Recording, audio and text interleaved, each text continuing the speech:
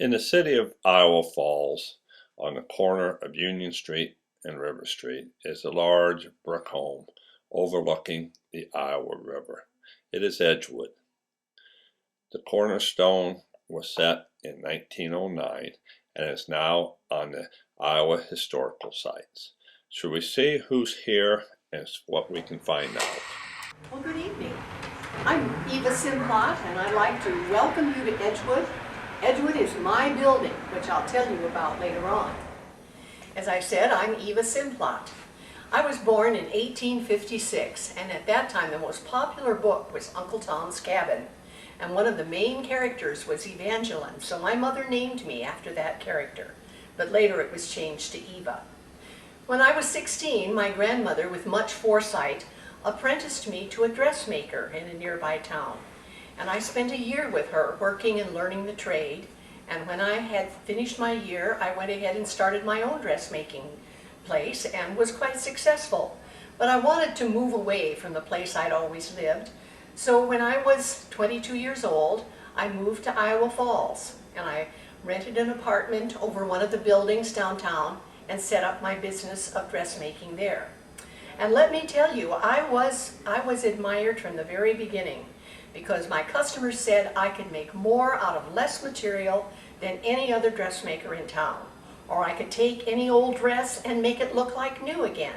And they loved my hat designs. So I did very well. And I saved my money, because what I really wanted was some land and a house of my own. Well, it took me about 5 years to save up enough money to buy this plot of land on this block of River and Union Street. There weren't any other houses on this land there. It was just a forested area with the trees running down the hill to the river. It was beautiful. And I bought this little parcel and had a house built. It was painted yellow, and they called it Eva's Little Yellow House. Well, during that time, I married the town blacksmith. His name was Walter Simplot. And not too long after we were married, he decided to go west and seek his fortune in the gold fields. He was gone for several years, but he came back to me, not any richer, but a little wiser, and we spent the last of our years of our lives together. While I was living alone, I took in 5 different girls, one at a time, and kind of became a foster mother to them. I picked out girls that looked like they needed help, and I brought them into my house and helped them finish their education and taught them to sew and to make hats, and tried to help them become women who could take care of themselves. And I do think I helped those girls. Well, in the early 1890s, I became very ill. I don't think anyone ever decided what it was I had, but I was sent to Chicago to a specialist, and nobody thought I was going to live. But as you can see, they were wrong. I did live. And when I was thanking God, I said to him, if there's anything I can do to thank you for your benevolence, I will do it. And it wasn't too long after that that I seemed to hear a little voice that said, in that you do it to the least of these, you are doing it for me. And so I thought on that for a while, and I decided I would make it my life's duty to help other young women like myself to help themselves. So I decided I would start a school in my little house. I came back to Iowa Falls, and my first class had 15 girls in it. I taught them to sew, and taught them dressmaking and millinery and cooking, and they really enjoyed it. I had several classes there. Actually, I taught in Iowa Falls for 35 years, and over that time I taught 935 girls from Iowa Falls and the area. But what I really wanted was a building where the girls could come and live and have their lessons in the same building. Well, I didn't have much money, and I didn't want to go into debt. So again, I saved, and my friends helped me, and finally, by 1909, I had enough money for the foundation to be dug and the cornerstone to be laid in 1909, which you saw as you came in. And then it took 2 more years to get the building finished like I wanted it. We had 2 long dormitories upstairs going the long side of the building, with a bathroom at each end, complete with a tub and a shower. And then downstairs, all of these rooms were classrooms. I decided I would have 3 class sessions a year, and I would start them in April, June, and August, and each session would last 6 weeks. The girls would live upstairs, and they would be supposed to take care of themselves and their laundry and their area where they lived. They took turns planning and shopping and cooking and serving the meals, and I had classes in sewing, of course, and millinery and cooking, laundry, music, and I even brought a nurse in once a week to teach the girls the basic tenets of healthy cooking and taking care of children so that they would be good mothers and wives. Well, this really went very well for a while, and oh, I should tell you, the tuition was $10.50 for the 6-week course, and that included their room and board. At the end of the first class, which was called the Alpha class, the girls had saved $12.50 and they purchased one of the windows. Now, if you'll maybe take a chance to look around later, you'll notice that every window in this building has a special place in the upper part which gives the name of the person or the club that donated the money for the window. And the one that the class gave reads Alpha Class 1911. Well, I taught these classes, as I said, until sometime in the early 1930s, and then I realized that the Iowa Falls schools were going to add domestic arts to their curriculum, so there wouldn't really be any need for my school anymore. And I wondered, what was I going to do with this building? I offered it to the school board for an extras classroom, but they didn't want it, and the city fathers didn't want it. So I decided I would give it to the women of Iowa Falls to be used as a community center. By now, everybody knew this place as Edgewood. It was originally called Edgewood Sewing School, but now we were calling it Edgewood Place. And sure enough, the schools did put domestic arts into the school system. I became very ill in the mid-30s, and I died in 1935. And my will read that the building and the property was to go to the women of Iowa Falls to be used as a community center.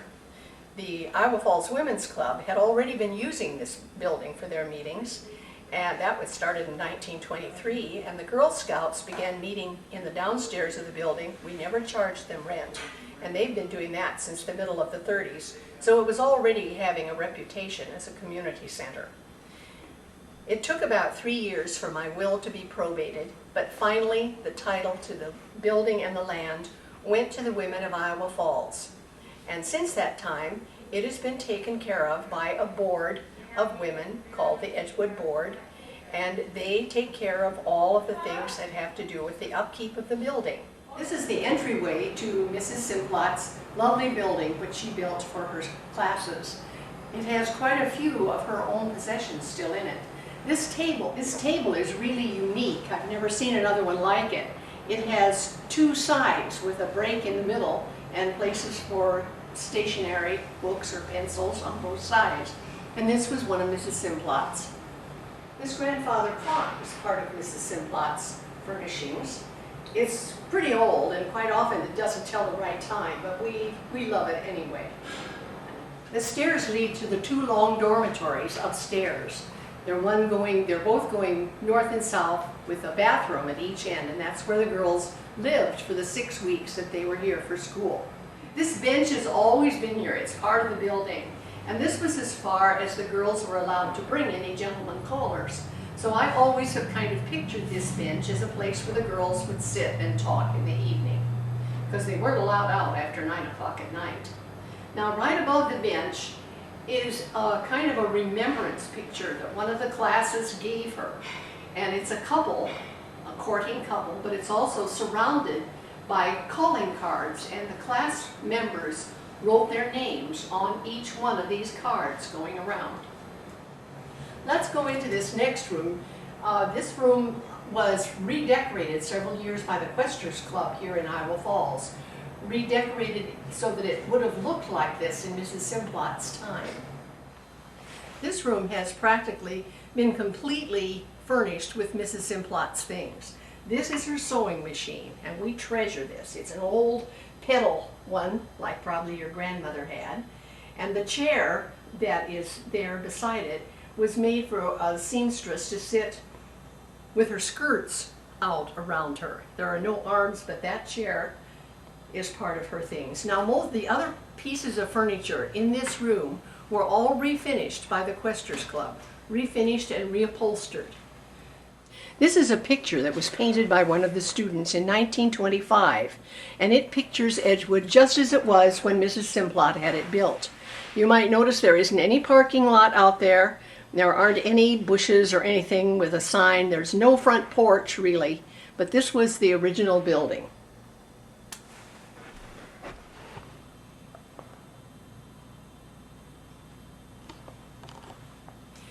This was originally one of the classrooms, and this is our most prized possession. I want you to be sure and see it, because these are all mementos from Mrs. Simplot's life, and several of the workbooks that her students did. Each student had a workbook where she would put samples of her sewing. We have several of those, and quite a few pictures, which maybe we'll try to show you later. But all of these things belong to Mrs. Simplot, as well as this nice old chair, which we love.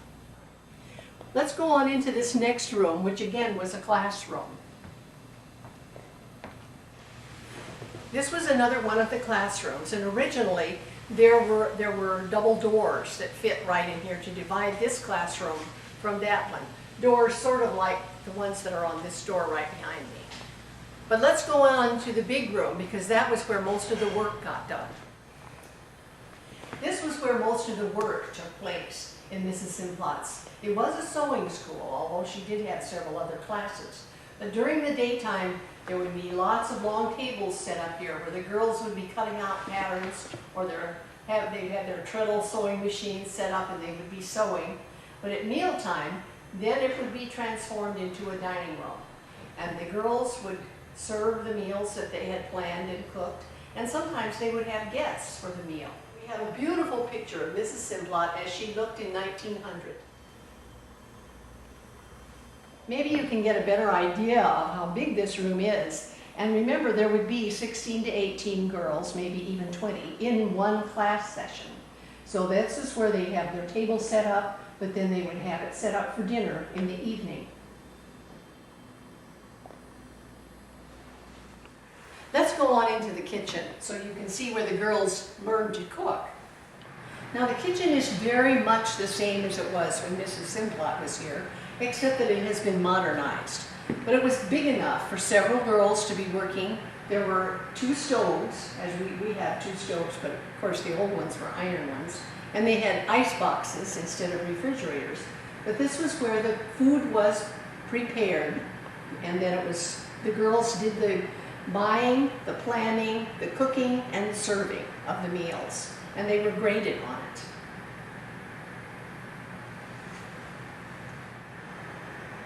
This is our Edgewood Dinnerware. We have service for 100 because a lot of people come here for family reunions or things like that. So we have silverware and glassware and dishes for 100 people. And this is what it looks like. We've used the top of the cupboards to display some of the older dishes and cookware that Mrs. Simplot had, along with some newer things that add a little color to our. We introduced some of the members of Edgewood Board. We have over at that end Norma Pomeran, and she's been a member for 20 years. Evelyn Beeman, who's been a member for 39 years. Molly Rommel, who's been a member for 30 years. Dorothy Camel, who's been on for 38 years. And me, Catherine McCord, I'm the baby of the group. I've only been on for 25 years. So you can go ahead and start asking questions. Okay, we'll start out with you, Norma. All After Mrs. Simplot's death, how was the transition from a school to a community center handled? Okay. Well, Mrs. Simplot, she had the Edgewood School and the property incorporated in 1910. And then she had a board of directors also that was chosen. Then after her death, the board called a meeting, and they invited the women of Iowa Falls. 65 women came. Then they elected a new board and to run this center. And then there were several groups were already using their facilities. Isle Falls Women's Club, they started using it in 1923. And then they hired a live-in caretaker hostess, and she lived here and helped take care of the building. They changed the name of the building from Edgewood School to Edgewood Place. And then each board member has had a term of 3 years, and then at the end of the 3 years, they could either stay on or be reelected again to join. And then that happens when we have an annual meeting, usually in July. And then there is a notice put in the paper that Edgewood is having an annual meeting. And how many members are on the board and what are some of their duties? We have 14 members, and we just recently got 3 new ones, so now we have 14. And we have committees. We have the downstairs committee, upstairs committee, and then the buildings and grounds committee. And then the ladies can choose which committee that they want to be on. And whenever there's a problem with, like downstairs, well then our caretaker is supposed to report it to the committee, and then they say to it that it gets fixed or what needs to be done. And the same goes for upstairs, and the same goes for outdoors. The upstairs committee, we have the 5 apartments upstairs, and so they're the ones that are really in charge of choosing if somebody wants to rent upstairs, and they talk to them. Have there been any special board members over the years that you would like to mention? We've had quite a few board members, and I don't know all of them, but I will name some of the former members, plus the ones that we do have on the board now. So we have Jareen Barlow, was very active on the board, Evelyn Beeman, Velma Lord, Ruth Scallon, Gwen Stockdale, Arlene Hamilton, Gladys Merklin, Gladys Brugel, Molly Rummel, Dorothy Campbell, Colleen Jaden, Catherine McCord, and Mary Lou Gasper, Carol Zabel, Ruth Hinton, Christy Harris, Verona Warnicki, Helen Wall, Ann White, Judy Smith, and myself. Next, okay. Evelyn, Yes, I understand the upstairs has 2 long dormitories and 2 bathrooms. How has it changed over the years? we remodeled the upstairs into 5 small apartments, and we're so glad that the ladies that were on the board at that time had the foresight to do this. Otherwise, we wouldn't have the income or a regular income, I should say. There was the windows upstairs, a lot of them would not even open. I don't know how some of those ladies could stand it in the summertime, because you'd go up there and it would be so hot. So we